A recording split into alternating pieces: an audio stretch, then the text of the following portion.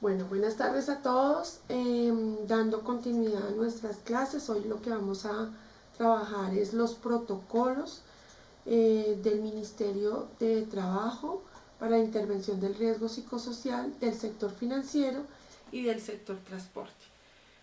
Como lo mencioné ayer, pues estos son unos protocolos que se hacen teniendo en cuenta la actividad económica y las características comunes a este sector que ya sabemos que nos proporcionan también unos niveles de riesgo críticos.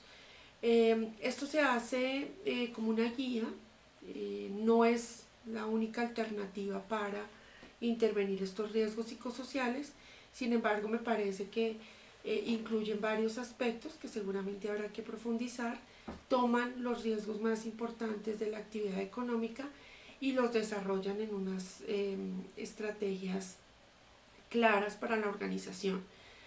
Estrategias que deberíamos tener en cuenta en la matriz de identificación de peligros, porque como están asociados a la actividad económica, seguramente son riesgos que ya tenemos identificados en nuestra matriz o que al menos deberíamos tener identificados en nuestra matriz de identificación de peligros y valoración de riesgos, y también que si tenemos un programa de vigilancia epidemiológico psicosocial deberían estar incluidos. Entonces, en principio, el sector financiero pues no solamente es los bancos, y en el protocolo lo menciona claramente, no solamente está enfocado hacia los bancos, no es el sector bancario, también está enfocado a las cooperativas financieras, a las entidades financieras, incluso menciona que también a las áreas de financiera, nómina, de las empresas y de las organizaciones. Entonces, puede que no sea todo el sector de una empresa, pero sí para las personas que trabajan en estas áreas. El objetivo o el alcance de este protocolo está enfocado en dos riesgos. Ya vamos a ver que tienen otros riesgos, pero ellos se enfocan en las características del liderazgo y las demandas de carga mental. Las características del liderazgo, porque es un sector que está centrado en el cumplimiento de unas metas, dado también la estrategia comercial de estas entidades en el mercado, pues así se genera. Entonces, incluso cuando salieron los protocolos no existían, por ejemplo, estas plataformas electrónicas como Nequi, Bancolombia, sino única y exclusivamente en los bancos, pero tenemos personas que trabajan en estos sectores, nuevas entidades financieras que van a generar una estrategia comercial importante para los usuarios y que van a ofrecer tasas, van a ofrecer préstamos, van a ofrecer productos y servicios competitivos a nivel comercial y financiero en el mercado. Entonces, ese cumplimiento de metas, y hablando a nivel mercado, se traduce también en metas al interior de las organizaciones, en otros cargos que incluso no están de cara con el cliente. Ese cumplimiento de metas pues exige que haya unos líderes presionando, revisando, acompañando, apoyando, gestionando, apoyo en conocimientos, en estrategia y demás.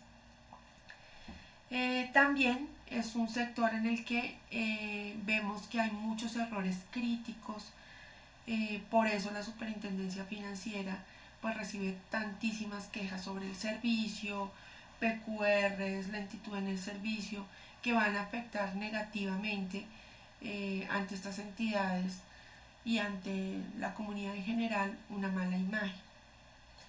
El otro factor que considera el protocolo, este protocolo, es el de demandas de carga mental. Esto es porque sabemos que estas personas que trabajan en finanzas, que trabajan con números, con metas, con contenido financiero, contable y demás, pues manejan una carga mental enfocada hacia unos procesos cognitivos básicos y también superiores. Tenemos exigencias de atención, concentración y memoria, ¿sí? Son procesos pues básicos que requieren muchas de las tareas que un cero de más, un número de más, pues va a generar eso. También porque manejan información simultánea y bajo presión. Entonces ahí efectivamente el protocolo nos menciona esos procesos cognitivos básicos asociados a la atención, a la percepción, a la sensación y también esos procesos cognitivos superiores que tienen que ver ya con el pensamiento, la inteligencia y el lenguaje. Son procesos que no se manejan por separados, como que en un momento hacemos unos procesos cognitivos básicos y en otro momento superiores no. Todo el tiempo estamos manejando estos procesos y como un intermediario, facilitador incluso yo diría a veces, de estos procesos, incluso en el aprendizaje de adultos, niños lo vemos, son el tema de las emociones y también la motivación. Entonces, muchas veces cuando tenemos procesos afectivos difíciles, duros, en momentos complicados y complejos de nuestra vida personal, laboral, pues no avanzamos, no nos podemos concentrar, no podemos atender al detalle, ¿sí? Y también, pues a veces al contrario, ¿no? Y la parte motivacional.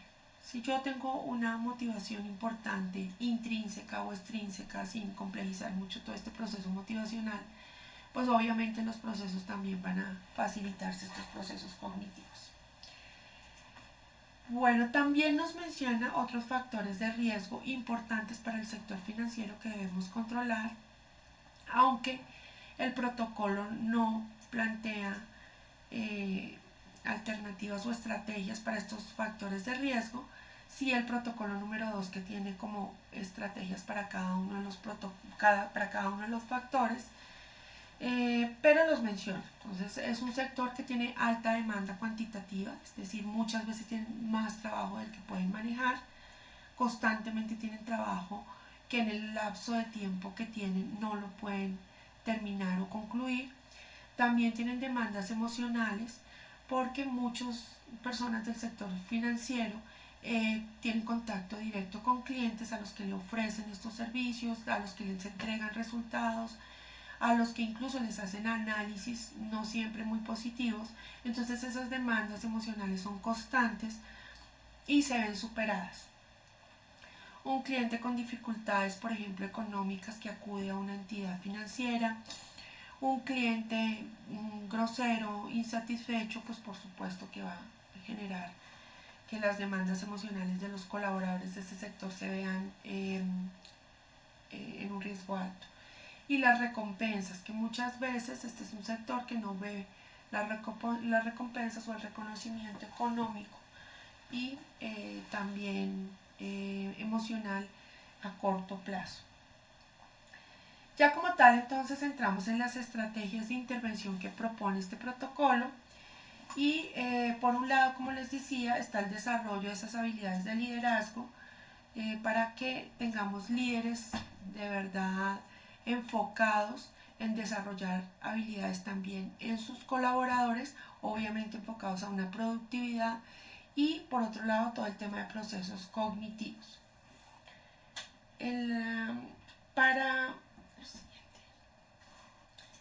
En cuanto a las características del liderazgo,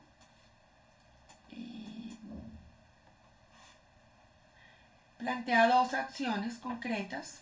Una, primero definir cuáles son esos comportamientos que fomentan el trabajo saludable. Entonces, básicamente es definir qué es lo que se espera en este ambiente de trabajo, qué es lo que necesitamos, porque si no tenemos como esa línea base de qué es lo que necesitamos en este trabajo, cuáles son esos comportamientos deseados, pues cómo va a ser el líder para fortalecer eso, para evidenciar, por ejemplo, en la retroalimentación, si se cumplen o no estos comportamientos deseados.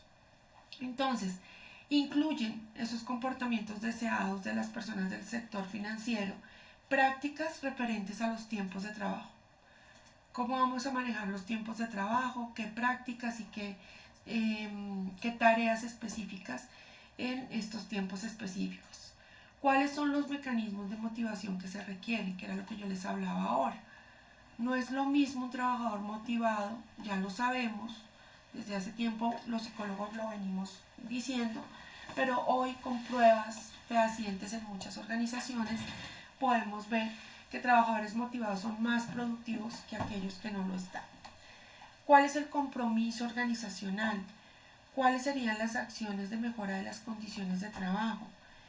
¿Cuáles serían esos reconocimientos que se espera ofrecer a las acciones saludables? ¿Qué tipo de conductas queremos ver o actitudes frente al empoderamiento, la autonomía y la orientación? ¿Cuáles son los hábitos saludables en las personas que trabajan con nosotros? Lo que propone el protocolo, este protocolo del sector financiero, es que se incluyan estos comportamientos en los manuales de cargos y perfiles, sobre todo en las jefaturas, para que ellos puedan hacerle ese seguimiento y esa evaluación a estos comportamientos. Entonces, por eso en muchos manuales de cargos y perfiles, nosotros personalmente lo manejamos en consultores de cambio, incluimos lo que nosotros llamamos las competencias, técnicas o habilidades blandas o técnicas o duras, para con qué comportamientos yo puedo identificar cuando estoy haciendo la retroalimentación al desempeño que este colaborador sí está cumpliendo con eso, y yo como líder cómo puedo apoyarlo y acompañarlo para que se desarrollen este tipo de comportamientos. En la siguiente acción, entonces tenemos que desarrollar habilidades de liderazgo, ¿sí?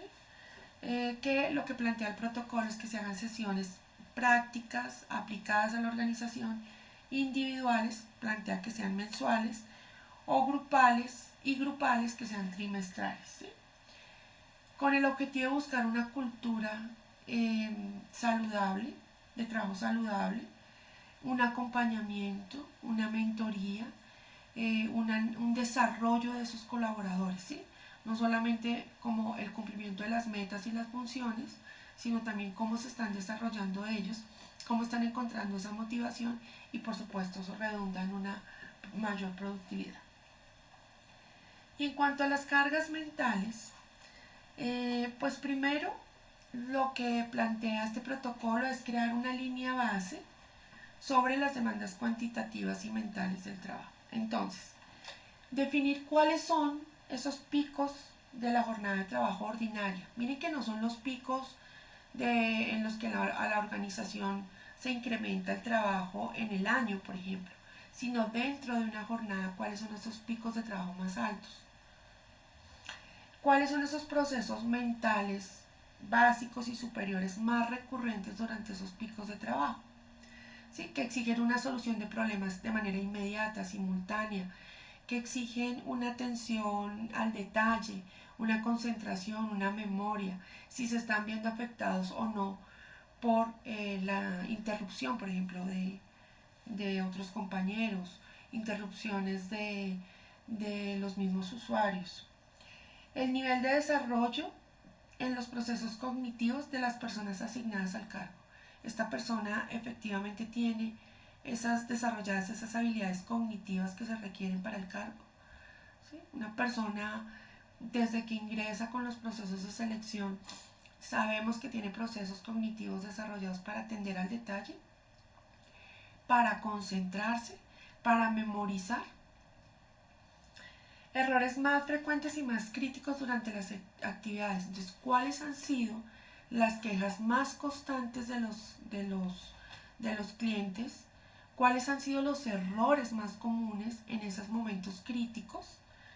¿Y cuáles son los controles existentes para que se disminuyan esos errores y esos mecanismos para que esto se pueda implementar? Y entonces, después de tener esta línea base, identificar, hacer el análisis, cuáles son esos momentos críticos, el análisis de la tarea crítica, si las personas son competentes, si es que los errores están ocurriendo más en esta jornada justo cuando entran todos, o cuando hay cambio de turno, cuando tienen que cambiar la caja, cuando, etc. Entonces lo que propone es fortalecer los procesos cognitivos.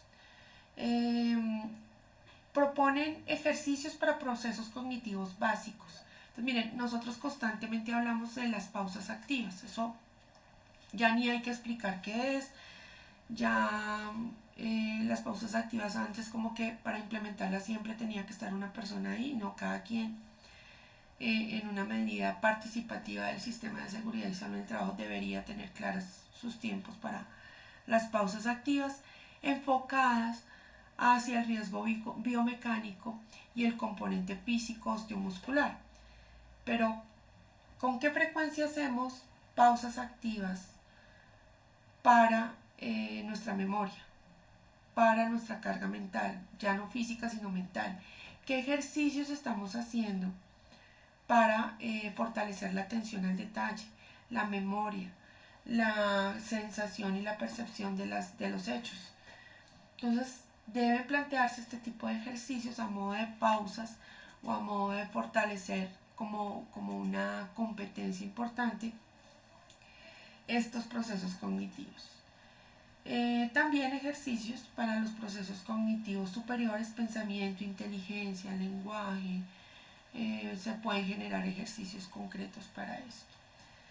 Entonces también es lo que plantean ellos que se haga como se recreen tareas o actividades que los colaboradores hacen como a modo de ejemplo para ver qué errores se han cometido y también fortalecer estas habilidades cognitivas.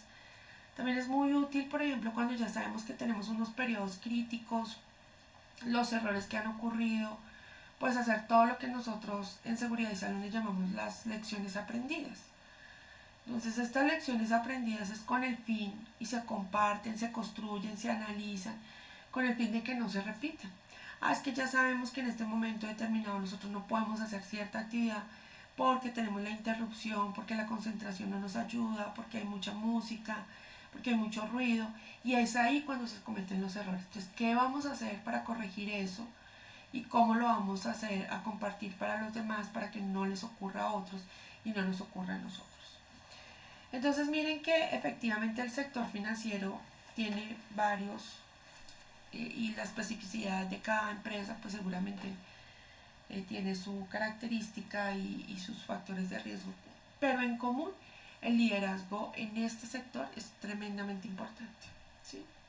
Ese acompañamiento a esos procesos mentales también para que las personas puedan fortalecerlos es vital. Tenemos otro sector que es el sector transporte. Miren que aquí en el sector transporte no se habla específicamente de un sector transporte, por ejemplo, terrestre, sino hablamos de un sector terrestre, fluvial, marítimo, aéreo, ¿sí?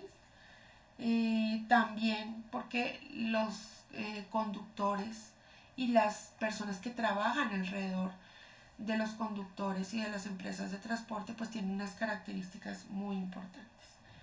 Entonces en este protocolo se va a hacer muchísimo énfasis en las demandas de la jornada de trabajo y también en los temas de fatiga, que ayer también hablamos un poco de la fatiga laboral. Entonces tenemos unas estadísticas del sector transporte de carga.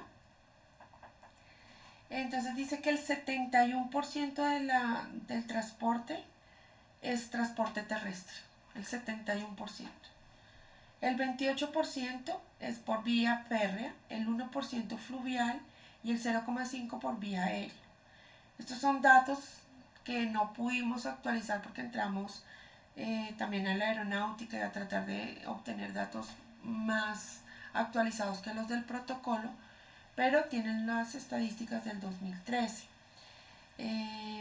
Muy seguramente con todo el tema de la pandemia y del hecho de que tuvimos que hacer nuestras compras, por ejemplo,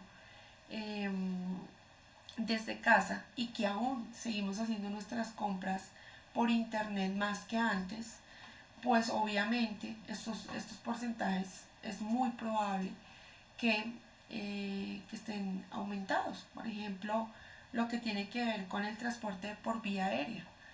¿Cuántos productos recibimos, no solamente pues, a nivel internacional, sino aquí a nivel nacional por vía aérea, ¿sí? O por vía terrestre? dice que la carga de exportación ha tenido un crecimiento del 7,2% y el 98% se hace por vía marítima. Sabemos de los contenedores que viajan transatlánticos que vienen a traernos mercancía, materiales, insumos para las empresas a través del mar. Dice que el transporte aéreo en Colombia cuenta con 621 pistas y 75 aeropuertos en jurisdicción nacional a cargo de la aeronáutica, sin contar pues las pistas y el transporte aéreo, los aeropuertos privados, ¿sí? Entonces los factores de riesgo prioritarios, pues como les decía, se toma sobre todo el tema de jornada laboral, porque el transporte en Colombia pues es 24 horas. Básicamente uno sabe que por las distancias en Colombia muchos transportadores terrestres, fluviales, marítimos, aéreos, pues viajan constantemente, ¿no? Es decir, 24 horas. Esto por supuesto que les afecta la vida familiar y social, el entorno extralaboral, porque si muchas veces tienen que viajar días enteros, pues se alejan de su familia, de sus amigos, de su entorno, los conductores. Y las personas que controlan, los controladores aéreos, las personas que están controlando este transporte, pues tienen que controlarlo también 24 horas, pues se ausentan muchas veces en sus familias y en sus casas. Demandas ambientales y de esfuerzo físico, sobre todo pues ambientales con tema del confort térmico, por las temperaturas que se manejan en los vehículos, ruido, y todos los temas osteomusculares, ¿no? Horas y horas un trabajador sentado en un camión, sentado de pronto hasta en un avión, en un barco, con posturas sedentes por horas, pues por supuesto que esto el riesgo osteomuscular se ve afectado. Sumémosle que muchos de los transportadores en Colombia, sobre todo pues en los temas terrestres, tienen que transportar las cargas y también los mismos conductores manejan y transportan las cargas.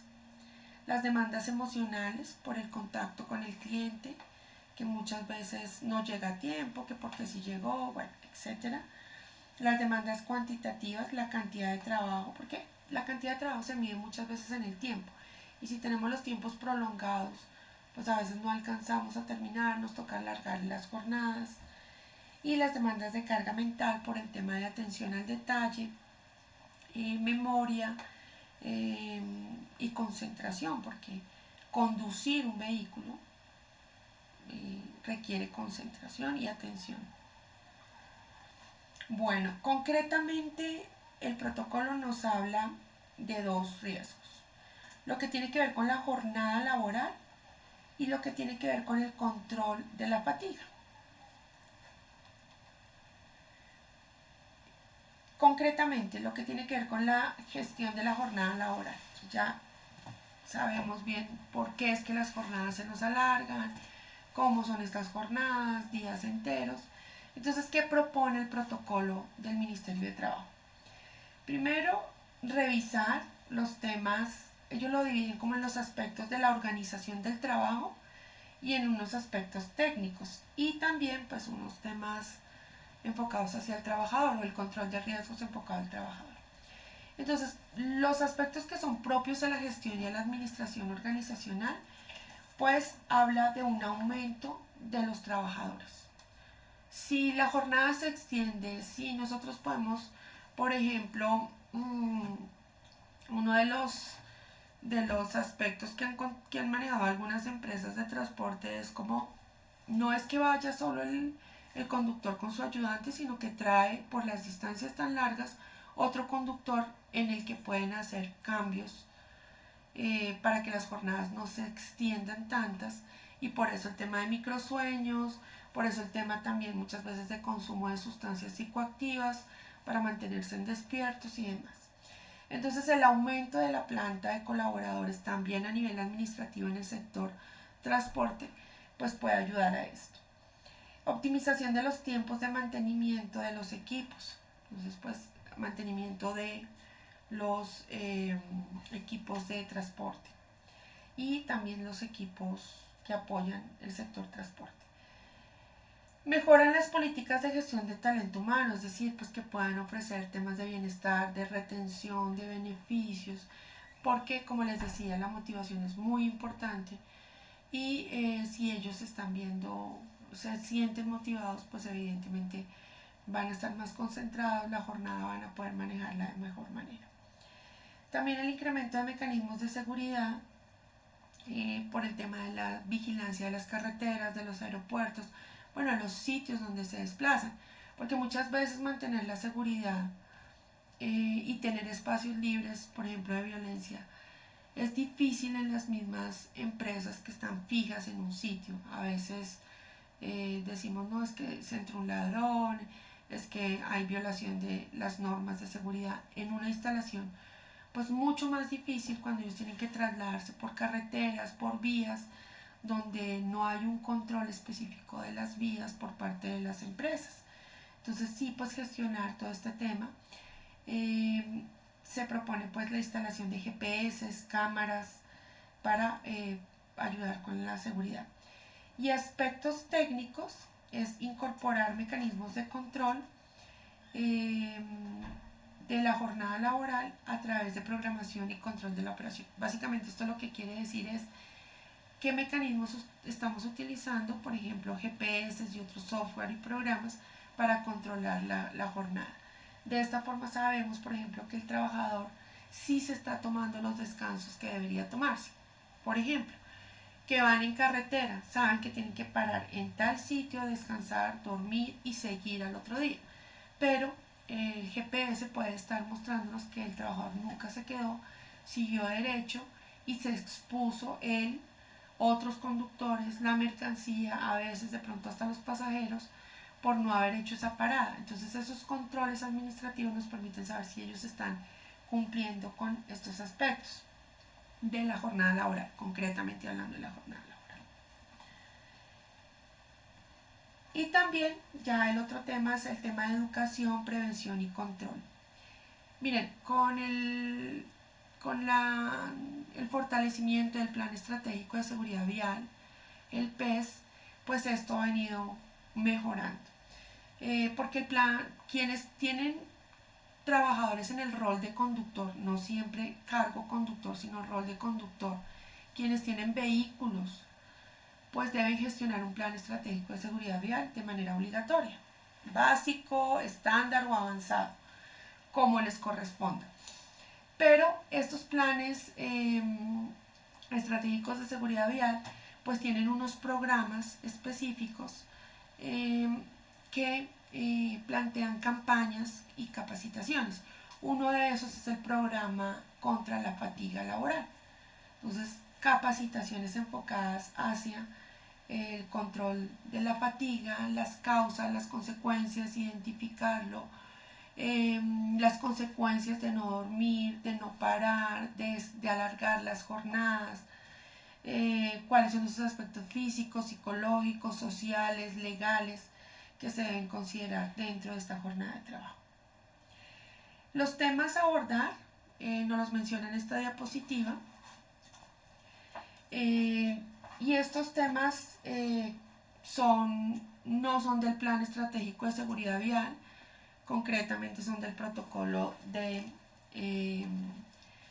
intervención del riesgo psicosocial del sector transporte y plantea temas a abordar: tipos de jornadas laborales e implicaciones en los horarios, lineamientos normativos, científicos y modalidades de la organización del trabajo, es decir, qué significa que cambiemos de turnos, qué significa trabajar de noche, cómo se debe manejar, cambio de usos horarios, porque por ejemplo quienes manejan transporte aéreo, marítimo, pues cambian de usos horarios y esto qué implicaciones tiene para la salud, cuáles son esas jornadas de pronto mixtas, la implicación del sueño, ¿no? Como tal, lo que nosotros llamamos higiene del sueño. ¿Cuáles son esos ritmos circadianos y de la salud? La eficiencia, la seguridad sobre las esferas personal, familiar y social, cómo esto afecta estas esferas. Que se reconozca, por ejemplo, la relación entre la jornada laboral y la fatiga y la dinámica de la fatiga laboral, ¿sí? Es decir, esto es qué es, cómo se presenta, cuáles son las causas, cuáles son los síntomas, cómo afectan la vida cotidiana, la salud, la parte emocional, cómo tenemos unos niveles de fatiga operacional agudos y crónicos, qué consecuencias puede tener esta fatiga laboral, a dónde me pueden llevar, cómo lo prevengo, cómo lo controlo, cómo yo puedo aprender como colaborador del sector transporte, autodiagnosticarme, autocontrolar estos síntomas y a reconocerlos.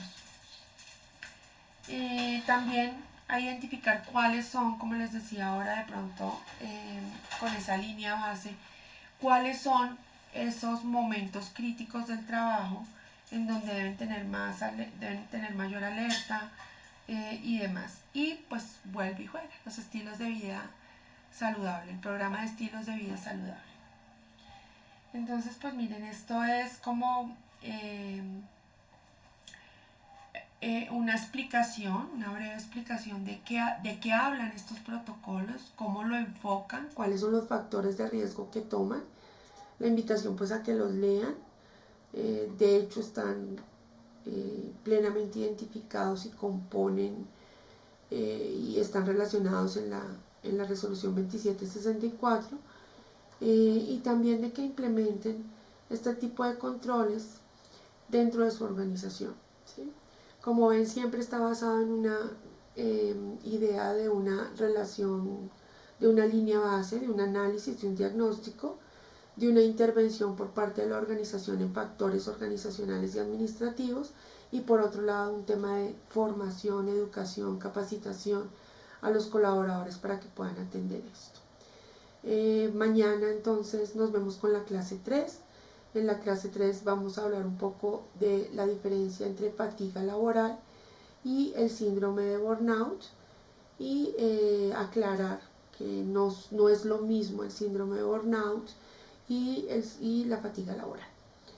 Entonces pues yo los dejo, el video queda cargado para que ustedes lo puedan volver a revisar, la invitación, como les digo, a revisar los protocolos de manera detallada, a incorporarlos en sus actividades de seguridad y salud en el trabajo, en sus actividades diarias, y bueno, nos vemos mañana.